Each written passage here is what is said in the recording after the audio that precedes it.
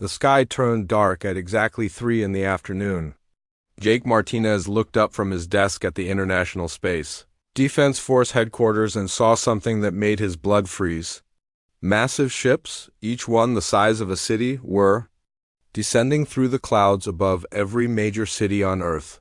The alien vessels moved slowly, like dark mountains floating in the sky, casting shadows that swallowed entire neighborhoods. Jake grabbed his radio and started barking orders to his team, but deep down he knew it was already too late. These ships had appeared without warning, bypassing every defense system Earth had built. The radar showed nothing until the moment they broke through the atmosphere, and by then they were already here. Dr. Lisa Campbell was in her laboratory at the Centers for Disease Control when the first reports came in. She watched the news feeds, showing the alien ships hovering over New York, London, Tokyo, and dozens of other cities.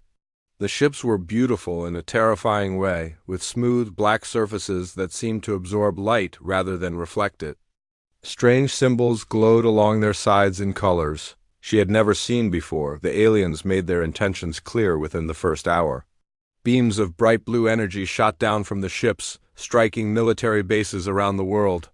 Jake watched in horror as the Pentagon, NORAD, and every major Air Force base he could name disappeared in flashes of light. The energy weapons cut through reinforced concrete and steel like they were made of paper. In less than 60 minutes, Earth's entire military command structure was gone. The first alien soldiers appeared in downtown Chicago. Lisa watched the live news feed as strange creatures emerged from smaller ships that had landed in the streets. They were tall, at least 8 feet, with hard shell-like skin that looked like armor. They had 4 arms, each ending in clawed hands, and their heads were triangular with large black eyes.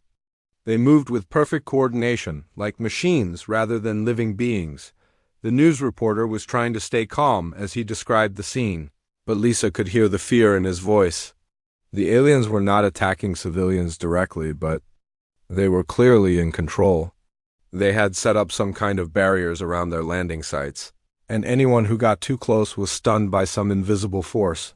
Don Murphy was having lunch at a construction site when the aliens landed 3 blocks away. He was a big man who had worked construction for 20 years, and he had never run from a fight in his life. When he saw the alien soldiers cornering a group of school children who had been walking home, something inside him snapped. Don picked up his sledgehammer and ran toward the aliens. The other workers shouted at him to stop, but he kept going. The alien soldiers saw him coming and raised their weapons, but Don was already swinging. The heavy hammer connected with the nearest alien's chest armor, and there was a loud crack. The creature stumbled backward, looking down at its damaged shell with what might have been surprise. The other humans saw what Don had done, and something changed. A woman with a kitchen knife joined the fight. A man with a baseball bat ran in from the other side. Even an elderly lady started throwing rocks at the aliens. The creatures tried to respond, but they seemed confused by this chaotic attack from ordinary people using simple weapons. Jake Martinez was watching satellite feeds of similar scenes happening all over the world.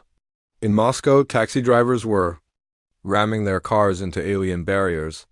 In Mexico City, street vendors were throwing hot oil at alien soldiers. In Mumbai, construction workers like Dan were attacking with whatever tools they had. The aliens had clearly expected humans to surrender immediately when faced with superior technology. Their ships could destroy military bases from orbit, and their personal weapons could cut through tank armor.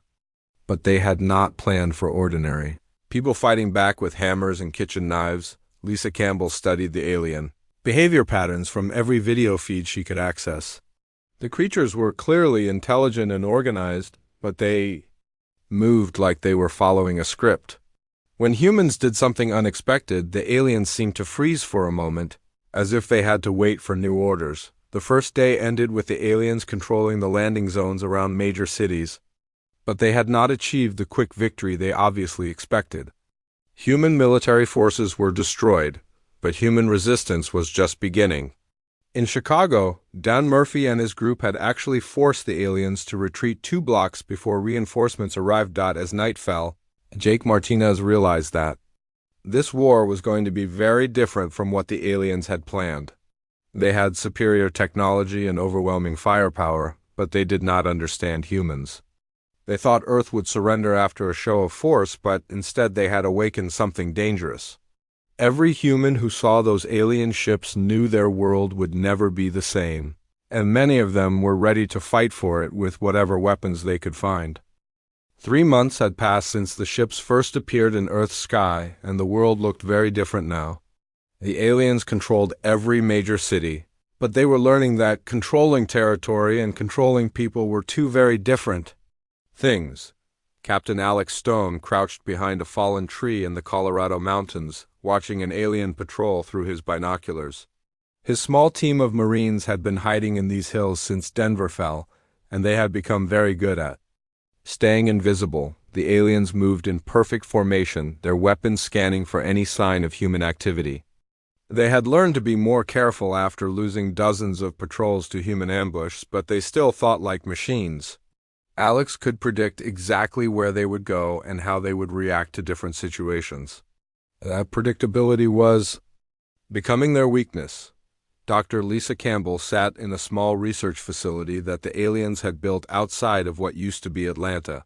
She was their prisoner, but a valuable one, forced to study human biology to help them understand why their conquest was taking so long. The facility was heavily guarded, but Lisa had learned things about her captors that she knew could help the human resistance. The aliens called themselves Cytherians, and they came from a world where resources were limited and efficiency was everything. They had conquered 12 other worlds in the past century, and each conquest had followed the same pattern: overwhelming technological display, destruction of military leadership, and immediate surrender from the surviving population. No species had ever continued fighting after their organized military was destroyed, but humans were different in ways the Cytherians could not understand. They had expected fear and submission, but instead they found chaos and unpredictability. In the cities they controlled, humans continued to resist in small groups. They used old tunnels, abandoned buildings, and even sewer systems to move around without being detected. Tony Garcia had been working on cars since he was 15 years old, and now he was working on something much more interesting. His small team had managed to capture an alien transport vehicle during an ambush outside Phoenix. The machine was beautiful, powered by some kind of energy source that never seemed to run out, but Tony approached it like any other engine that needed fixing. He stripped out the alien control systems and replaced them with parts from a 1973 Chevy pickup truck. The combination should not have worked according to any engineering principles Tony knew, but somehow it did. The hybrid vehicle could fly like the original alien craft, but it responded to human controls and could be repaired with Earth tools. Emma Lee was 17 years old and had been hacking computer systems since she was 12. Now she was working on the most important hacking job of her life from a hidden bunker in the ruins of San Francisco. The aliens used some kind of advanced communication system that connected all their forces across the planet, and Emma was determined to break into it. She had started with simple techniques, the same ones she used to crack video game security systems, but she quickly discovered that alien technology worked on completely different principles. Instead of giving up, Emma adapted, combining human creativity with stolen alien hardware to create something entirely new. Captain Stone's team had learned to fight the aliens by doing things they never expected. When the Cytherians deployed their energy shields, humans attacked with old-fashioned explosives. When they used advanced sensors to track movement, the resistance communicated with World War II radio equipment that the aliens had never learned to detect. The key breakthrough came when Stone's team realized that individual aliens became confused and ineffective when separated from their command structure. During one ambush, they had managed to jam the alien communication system for just 10 minutes, and the enemy soldiers had stopped moving entirely. As if they were waiting for orders that never came, Lisa Campbell had observed this same behavior in the research facility. The Cytherians made decisions as a group, sharing information instantly across their communication network. This made them incredibly efficient when everything went according to plan, but it also made them vulnerable when their plans were disrupted. She began keeping careful notes about alien behavior patterns, hiding them in places where her captors would not look. Every weakness she discovered, every limitation in their thinking, was recorded and memorized. Lisa knew that someday this information would be crucial to human survival. Tony Garcia's modified alien vehicle was just the beginning. Once other mechanics and engineers saw that alien technology could be adapted to work with human systems, similar projects started happening all over the world. In Australia, a team of mining engineers had turned alien energy weapons into cutting tools. In Brazil, farmers were using captured alien gravity generators to move heavy equipment. The aliens had expected humans to be helpless without their advanced technology, but instead humans were learning to use that technology in ways the Cytherians had never imagined. Every piece of equipment the aliens lost became a tool for human resistance. Emma Lee finally achieved her breakthrough on a cold night in December.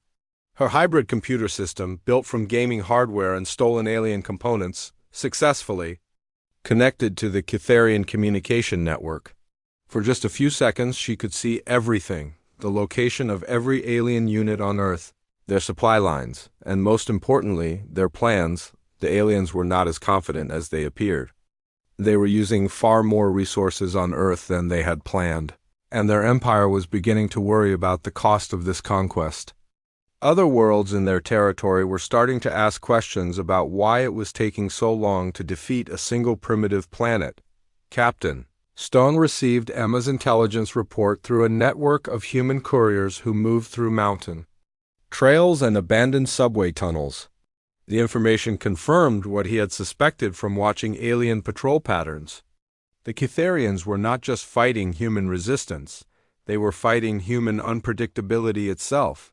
Every time the aliens adapted their tactics to counter human strategies, humans changed their approach completely. The war was becoming a test of adaptability versus efficiency, and slowly but surely, adaptability was winning. Rick Davis had spent 15 years working for the Central Intelligence Agency before the aliens arrived, and now he was using every trick he had learned to coordinate the largest resistance network in human history, from a hidden command center. In the mountains of West Virginia, he maintained contact with resistance cells on every continent using a combination of quantum encrypted satellites and carrier pigeons. The aliens controlled the surface of most major cities, but they had never bothered to learn about the vast network of tunnels, sewers, and forgotten infrastructure that existed beneath those cities. Maria Santos had worked in the New York subway system for 8 years before the invasion, and she knew every tunnel, every abandoned station, and every maintenance shaft in the massive underground network. Now Maria commanded an army of subway workers, construction crews, and urban explorers who had turned the tunnels into an impregnable fortress. The aliens could destroy buildings from orbit, but they could not reach enemies who were 50 feet underground and constantly moving. Through passages that did not appear on any map the invaders possessed, Dr. Lisa Campbell had been a prisoner for 6 months, but she had not wasted that time. Every day in the alien research facility had taught her more about Cytherian biology and psychology. She had discovered that the aliens had evolved on a world where cooperation and efficiency were essential for survival, but this evolution had also made them predictable and inflexible. The Cytherians made decisions through a process that connected the minds of multiple individuals, allowing them to share information instantly and reach consensus quickly. This system worked perfectly when they faced problems they understood, but it completely failed when confronted with chaos and unpredictability. Lisa had also learned that individual aliens could not function effectively when isolated from their communication network. Cut off from the collective decision-making process, they became confused and unable to adapt to changing situations. This weakness was already being exploited by resistance fighters around the world, but Lisa was working on ways to make the vulnerability even more devastating. Captain Alex Stone's mountain stronghold had grown from a small team of Marines to a full resistance base with over 200 fighters. They had learned to use captured alien technology in combination with traditional military tactics, creating a hybrid fighting force that the Catharians could not predict or counter. The breakthrough had come when Stone's team captured an alien communication device intact. The technology was far beyond human understanding, but Emma Lee had found a way to interface her modified computer systems with the alien hardware. For the first time, humans could listen to Catharian communications in real time. Emma worked 18 hours a day from her bunker in San Francisco, combining her hacking skills with the captured alien communication equipment. She had learned that the Catharians used quantum entanglement to communicate instantly across their entire fleet. But the same system that made their communications secure also made them vulnerable to a new type of attack, if Emma could inject chaos into the alien communication network. She could disrupt their ability to coordinate attacks and make decisions. The aliens' greatest strength could become their greatest weakness. If humans could learn to turn it against them, Tony Garcia had moved his operation to an abandoned aircraft hangar in Nevada, where he was leading a team of mechanics and engineers in reverse engineering alien technology. They had learned to combine Catharian energy systems with human engineering principles, creating weapons and vehicles that neither species could have developed alone. The aliens had designed their technology for efficiency and reliability, but human modifications made the same systems more powerful and more unpredictable. A Catharian energy weapon modified with human electronics could punch through alien armor that was designed to be impenetrable.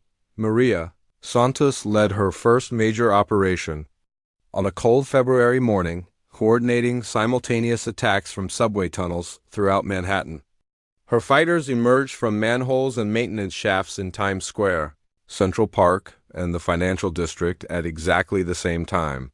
Catching the alien occupying forces completely by surprise, the Catharians had sensors that could detect human movement on the surface and in buildings, but they had never thought to monitor the underground infrastructure. When resistance fighters suddenly appeared behind their defensive lines, the aliens were forced to fight a battle they had not planned for and could not win. Rick Davis received reports of similar operations in London, Paris, Tokyo, and dozens of other cities. The resistance was no longer fighting isolated battles against superior technology, but coordinating global operations that struck at alien weaknesses simultaneously. Across multiple continents, the aliens tried to adapt by sending troops into the tunnel systems, but they discovered that underground warfare was completely different from surface combat. Their advanced weapons were less effective in confined spaces, their communication systems were disrupted by tons of concrete and steel, and their perfect formation tactics became useless in narrow tunnels where only one soldier could move at a time. Dr. Campbell managed to send information to the resistance through a network of coded messages, hidden in routine research reports.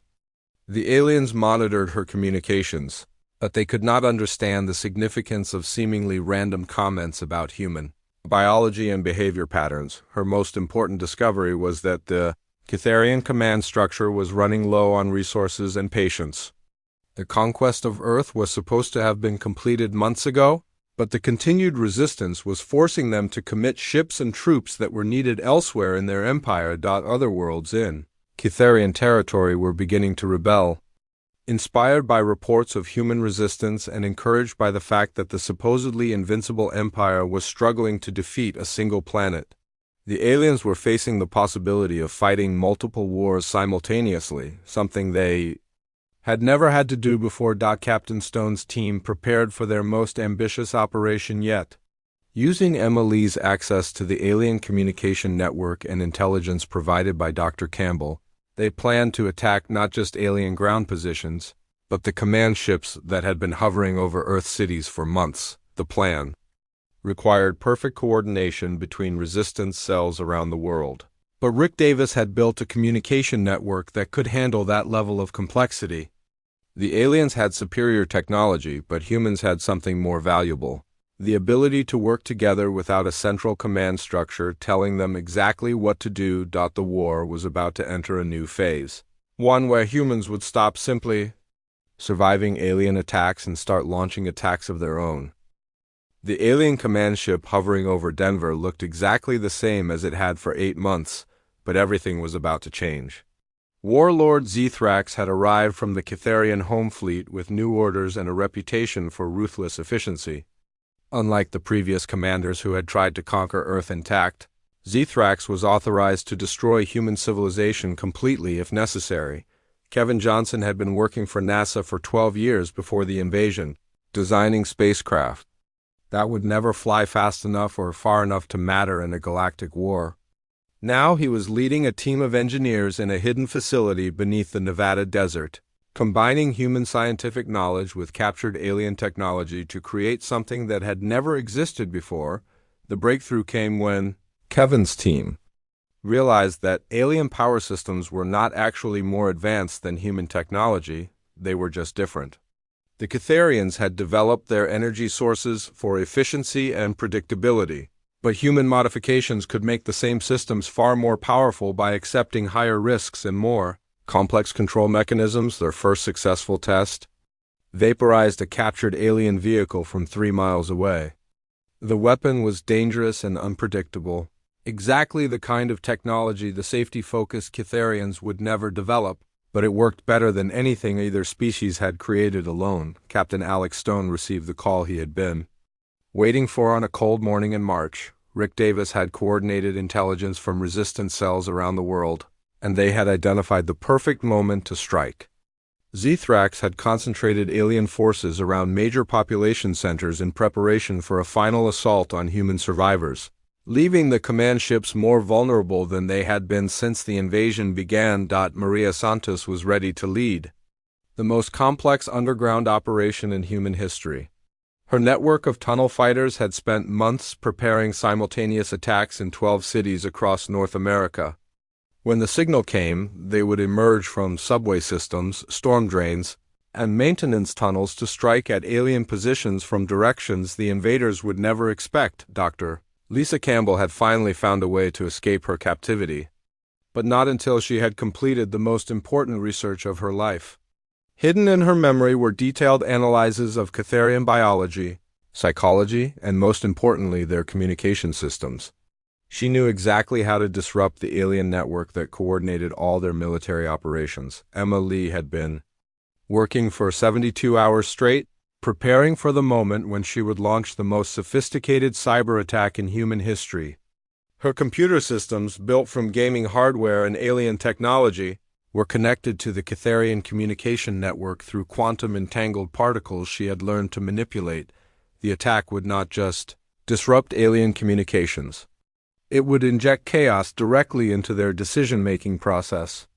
Every Catharian unit on Earth would receive contradictory orders, false intelligence, and recursive loops that would trap their collective consciousness in an endless cycle of confusion. Tony Garcia had completed the impossible task of creating a hybrid fighter aircraft that combined alien propulsion systems with human weapons and control interfaces.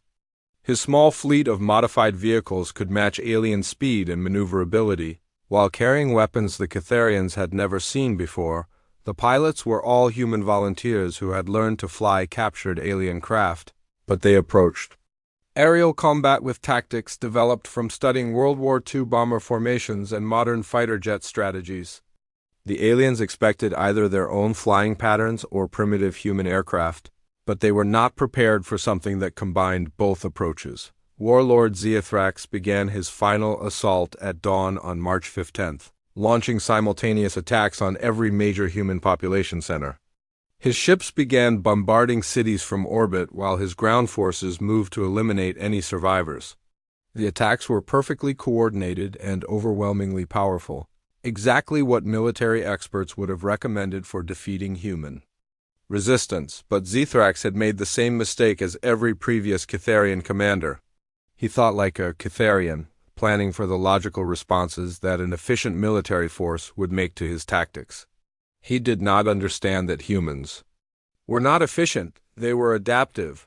Emma Lee activated her cyber attack at the exact moment alien bombardment began. Suddenly, every Catharian unit on Earth started receiving orders that contradicted each other. Ship commanders were told to attack targets that ground forces were supposed to defend. Ground units received movement orders that would put them directly in the path of their own orbital bombardments. The alien communication system that had been their greatest advantage became a source of paralysis and confusion. Individual units stopped moving while they waited for clarification that never came. Others followed contradictory orders that led them into carefully prepared human traps. Captain Stone launched his assault on the Denver command ship at the same moment, using Tony Garcia's hybrid fighters to deliver a combination of human explosives and modified alien weapons. The attack formation looked like something from an old war movie, but it was flying at speeds and altitudes that no human aircraft had ever achieved.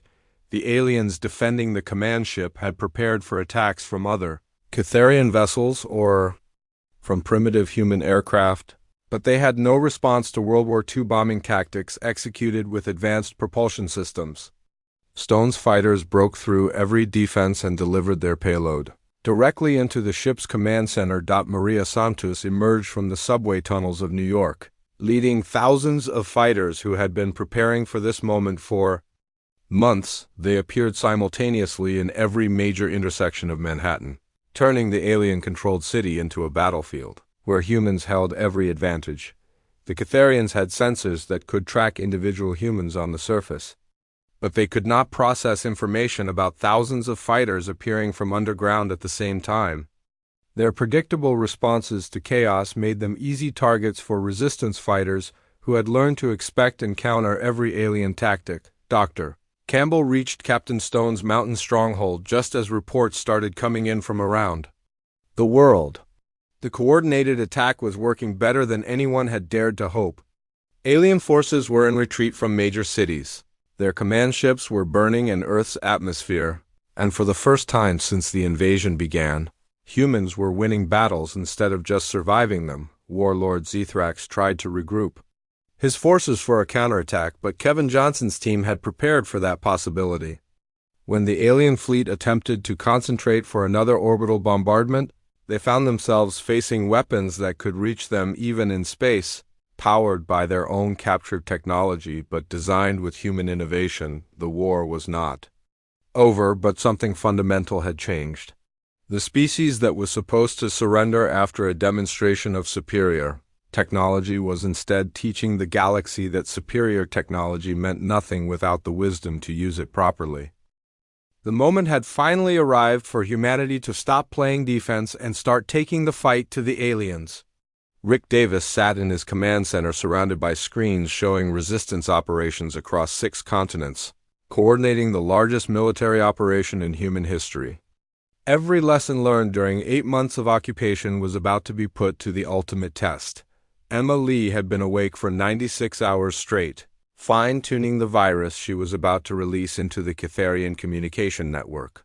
Unlike her previous attacks that had simply created confusion, this one was designed to completely overwhelm their collective decision-making process.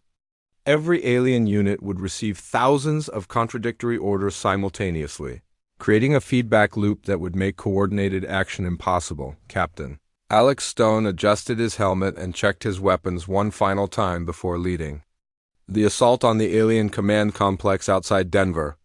His team was equipped with hybrid weapons that combined captured Catharian technology with human engineering, creating firearms that could punch through alien armor, while remaining simple enough to be maintained and repaired with Earth tools. The attack had to be perfectly timed across multiple time zones, with resistance cells in Asia beginning operations that would continue as the Earth rotated, creating a rolling wave of human counterattacks that would give the aliens no time to recover or regroup.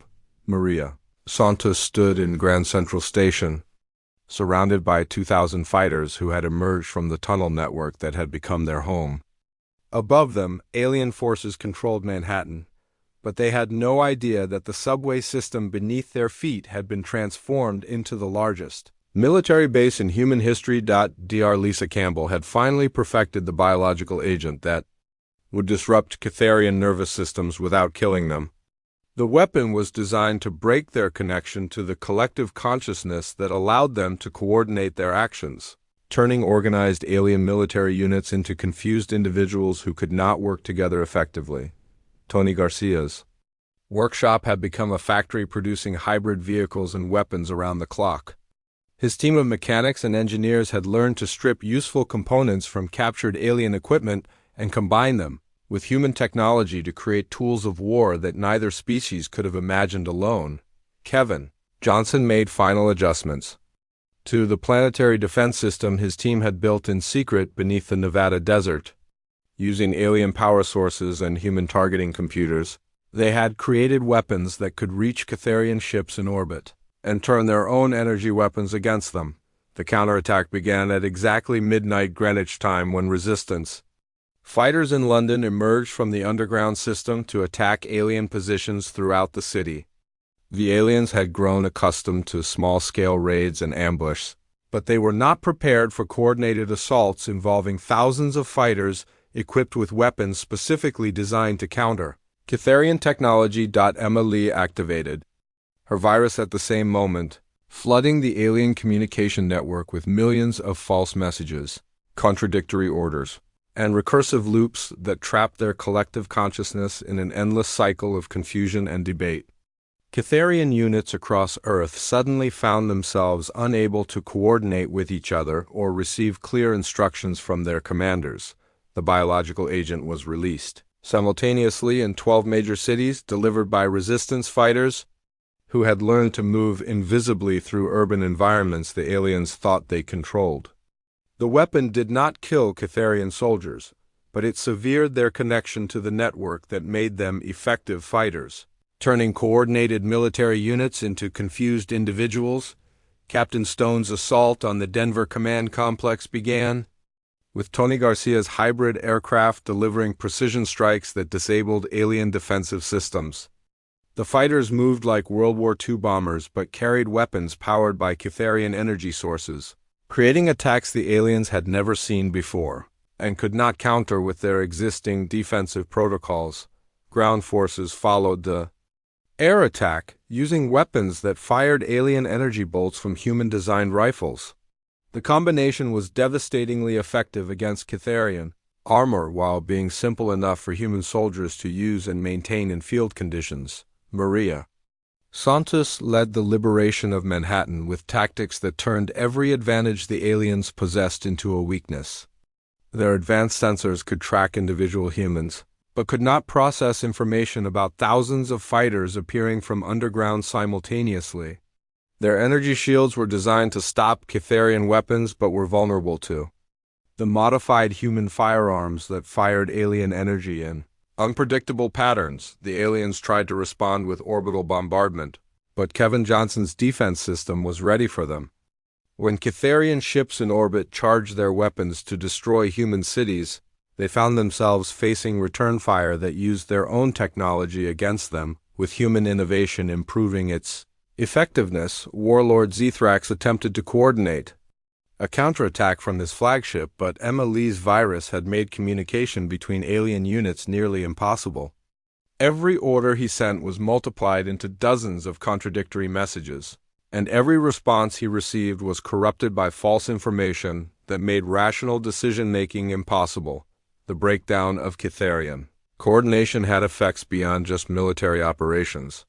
Dr. Campbell's research had revealed that their entire society depended on the collective consciousness network, and its disruption was causing panic throughout their empire. Reports were coming in of alien rebellions on other worlds as species that had been conquered years ago realized their oppressors were not as invincible as they had seemed. Rick Davis received confirmation that simultaneous attacks were succeeding on every continent. Resistance cells that had spent months learning alien weaknesses were exploiting every vulnerability they had discovered, turning the invaders' predictability against them in ways the Catharians could not counter because they could not understand. Tony Garcia's hybrid fighters engaged alien aircraft in dogfights over major cities, using human tactics with alien technology to create aerial combat unlike anything either species had experienced before. The aliens flew in perfect formation with predictable attack patterns, while humans used chaotic and unpredictable maneuvers that made them impossible to target effectively. The tide of war was turning so quickly that even the human commanders were surprised by their success. Species that had been hiding underground for 8 months were suddenly winning battles against an enemy that had conquered 12 worlds. The key was not superior technology or greater numbers, but adaptability and the willingness to use any advantage, no matter how small or unexpected. Captain Stone's team captured the Denver command complex and gained access to alien computers. That revealed the full scope of Cytherian military operations. The Empire was using far more resources on Earth than they had ever committed to a single world, and their inability to achieve victory was causing problems throughout their territory. As dawn broke over Earth on the day that would later be remembered as Liberation Day, humanity was no longer fighting for survival but fighting for victory. And for the first time since the black ships had appeared in Earth's sky, victory seemed possible. The final battle for Earth began at sunrise on April 20th, 1 year and 2 weeks after the first alien ships had appeared in Earth's sky.